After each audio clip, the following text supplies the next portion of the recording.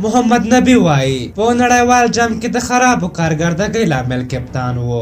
ګرانو لیدونکو السلام علیکم. د افغانستان کرکټ ملي لوبډلې آل راونډر محمد نبی ساخیل وایي په نړیوال جام کې د ماتو اصلي لامل د لوبډل مشر بدلیدل و. محمد نبی چې د بنگلاديش خلاف د تاریخي ټیسټ لوبې د بریا وروسته د خبريالانو سره خبرې کولې دا خبره وکړه. نوموړي وویل چې د نړیوال جام د شروع وړاندې د لوبډل مشر بدلون و چې موږ خرابې کارګردګۍ وکړې. هغه وویل د نړیوال جام وړاندې موږ زوړ کپتان بدل کړ او په نړیوال جام کې د خرابو کارګردګیو اصلي علت د لوبډل مشر بدلون و چې موږ ښې لوبې ونه شوې کولی. نبي وایي نوي کپتان په ژوند کې هم کپتاني نه وه کړې. دا وجه وه چې موږ له ماتې سره مخ شوو. دی زیاتوي سره له دې چې موږ خرابې لوبې وکړې خو د هند، پاکستان، سریلانکا او د ویسټ انډیز خلاف مو ښې لوبې هم وکړې. د نړیوال جام د پیل وړاندې داسې تصور کېده چې افغانستان به ښې لوبې نندارې ته وړاندې کړي او ځینې مخکښ ټیمونه به له ماتې سره مخ کړي، خو دوی داسې سیالۍ ترسره کړې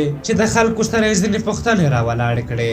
افغانستان په نړیوال جام کې که څه هم د ځینو ټیمونو خلاف ښې لوبې وکړې خو دوی په 9 ترسره کړل شوو لوبو کې 9 واړه وبایللې او یوه لوبه یې هم ونه ګټله. خو تر ډېره باور دا و چې په نړیوال جام کې د لوبو بایللو لوی علت په لوبډله کې ډله بازي وه. د خلکو پان د کپتان بدلیدل نه بلکې د نوي کپتان سره د لوبغاړو مخالفت د ماتو لامل و.